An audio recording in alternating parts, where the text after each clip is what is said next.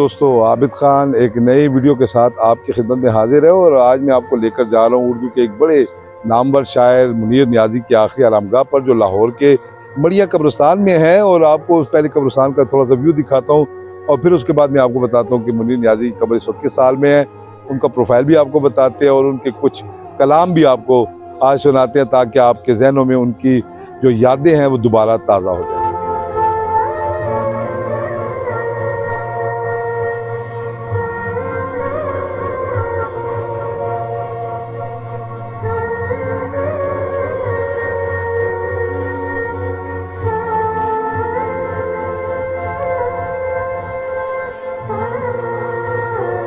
ये जी मुनीर नियाज़ी साहब की कब्र की तरफ जाते जाते एक अजीम शख्सियत डॉक्टर इसरार साहब की आखिरी आरामगाह भी आपको दिखाता जाता हूँ जी। क्या बारौनक कब्र है जी। हालांकि कच्ची मिट्टी की बनी हुई कब्र है, लेकिन क्या बारौनक कब्र है जी। जब भी यहाँ आए आपको उनके अकीदतमंद नजर आते हैं। यह है जी डॉक्टर इसरार अहमद साहब की आखिरी आरामगाह।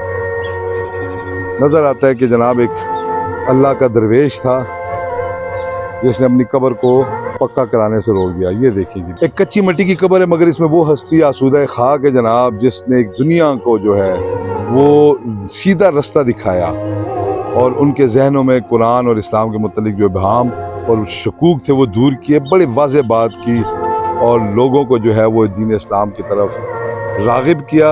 अल्लाह पाक इनके दर्जात बुलंद करे। मुनीर नियाज़ी 1928 को होशियारपुर के एक पुश्तून घराने में पैदा हुए। उनके वालिद मोहम्मद फतेह खान महकमा अनहार में मुलाजिम थे, जो मुनीर नियाज़ी की जिंदगी के पहले बरस ही इंतकाल कर गए। मुनीर नियाज़ी की वालदा को किताबें पढ़ने का शौक था और उनसे ही अदबी ज़ौक़ मुनीर नियाज़ी में मुंतकिल हुआ। मुनीर नियाज़ी ने इब्तदाई तालीम साहिवाल में हासिल की और यहीं से मैट्रिक का इम्तिहान पास करके नेवी में बतौर सेलर मुलाजिम हो गए। लेकिन ये नौकरी उनके मिजाज के बरअक्स थी। मुलाजमत के दिनों में भी बम्बई के साइलों पर अकेले बैठकर अदबी रसाइल पढ़ते, जिसका नतीजा नेवी की मुलाजमत से इस्तीफा की सूरत सामने आया। बाद उन्होंने लाहौर के दयाल सिंह कॉलेज से BA किया और अपनी तालीम मुकम्मल की। हिंदुस्तान का बंटवारा हुआ तो वो पाकिस्तान चले आए और उन्होंने यहाँ आकर एक अशाती इदारा कायम किया और इसके अलावा छोटे मोटे दूसरे कारोबार भी किए। मगर इनमें नाकाम होने के बाद मुनीर नियाज़ी लाहौर चले आए और मजीद अमजद के साथ मिलकर एक पर्चा 7 रंग जारी किया।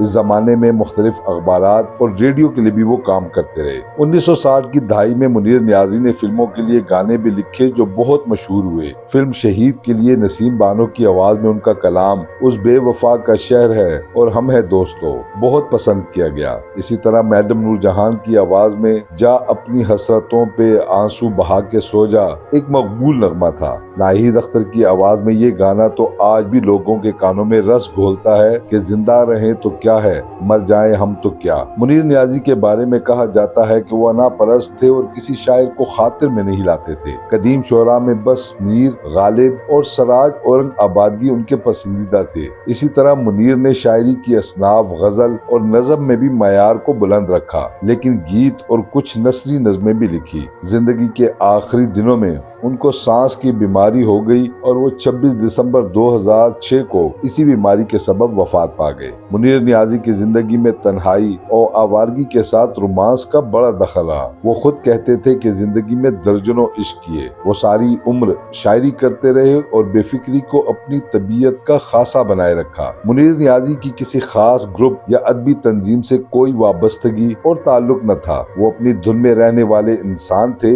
जिसके मिजाज ने उसे सबसे अलग रखा। मजीद अमजद वो शायर थे जिनके साथ रहकर मुनीर नियाज़ी का तख्लीकी जोहर खुला। वो एक साथ बहुत सा वक्त गुजारते, शेर व अदब पर बात करते और अपनी शायरी एक दूसरे को सुनाते। बकौल मुनीर नियाज़ी दोनों रोज एक नई नज्म लिख कर लाते और एक दूसरे को सुनाते। मुनीर नियाज़ी की शख्सियत भी सहर अंगेज थी। वो हर महफिल में मरकज़े निगाह होते, जहाँ जाते लोग उनकी राह में आंखें बिछा देते। उर्दू में मुनीर नियाज़ी के 13 और पंजाबी के 3 मजमू मजमूए शाये हुए जिसमें उस बेवफा का शहर, तेज हवा और तन्हा फूल समेत दीगर शामिल हैं। मुनीर नियाज़ी ने किसी क्लासिक की रवायत का ताक़ुब नहीं किया और किसी दबिस्तान के ज़ेरे असर नजर नहीं आए, बल्कि उन्होंने अपनी शायरी का एक नया जहां मुतारिफ करवाया और इसकी तकलीद करने की कोशिश की, और उनके बाद आने वालों ने भी इसी की तकलीद करने की कोशिश की। 20वीं सदी के आखिर में मुनीर नियाज़ी को उनकी उर्दू और पंजाबी शायरी की वजह से जो पजीराई और मकबूलियत मिली वो बहुत कम शोरा को नसीब हुई।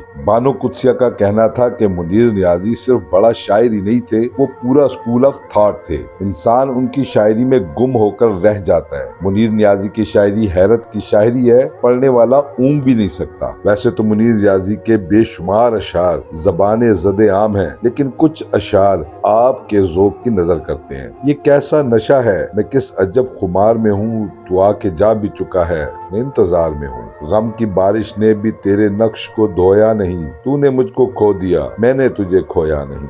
आवाज दे के देख लो, शायद वो मिल ही जाए, वरना ये उम्र भर का सफर रायगा तो है। मुद्दत के बाद आज उसे देख कर मुनीर, एक बार दिल तो धड़का मगर फिर संभल गया। एक और दरिया का सामना था मुनीर मुझको, मैं एक दरिया के पार उतरा तो मैंने देखा। और शायरी से मोहब्बत करने वाले हर शख्स ने मुनीर नियाज़ी की नज्म हमेशा देर कर देता हूँ मैं जरूर पढ़ी और सुनी होगी। हमेशा देर कर देता हूँ मैं हर काम करने में, जरूरी बात कहनी हो, कोई वादा निभाना हो, उसे आवाज देनी हो, उसे वापस बुलाना हो, हमेशा देर कर देता हूँ मैं। मदद करनी हो उसकी, यार की ढारस बनाना हो, बहुत देरीना रस्तों पर किसी से मिलने जाना हो, हमेशा देर कर देता हूँ मैं। बदलते मौसमों की सैर में दिल को लगाना हो, किसी को याद रखना हो, किसी को भूल जाना हो, हमेशा देर कर देता हूँ मैं। किसी को मौत से पहले किसी गम से बचाना हो, हकीकत और थी कुछ, उसको जाके ये बताना हो, हमेशा देर कर देता हूँ मैं हर काम करने में।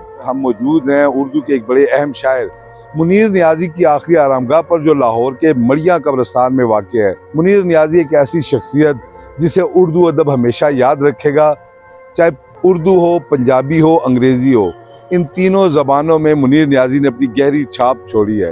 कहा जाता है कि मुनीर नियाज़ी 20वीं सदी के इख्तिताम पर सबसे बड़े शायर थे, और यकीनन इसमें दूसरी कोई राय नहीं है कि मुनीर नियाज़ी ने जिस ज़बान में भी लिखा कमाल लिखा। एक 16 साल का नौजवान हो या 70 साल का बूढ़ा, वो सब के सब मुनीर नियाज़ी के मद्दा है, और ये उनके कलाम की एक ताकत है जिसकी वजह से आज भी लोग मुनीर नियाज़ी को याद करते हैं। मुनीर नियाज़ी के वैसे तो हज़ारों अशार लोगों को अज़बर है, लेकिन मुझे जो उनका शेर सबसे ज़्यादा पसंद है कि आदत ही बना ली है तुमने तो मुनीर अपनी, जिस शहर में भी रहना उकताए हुए रहना।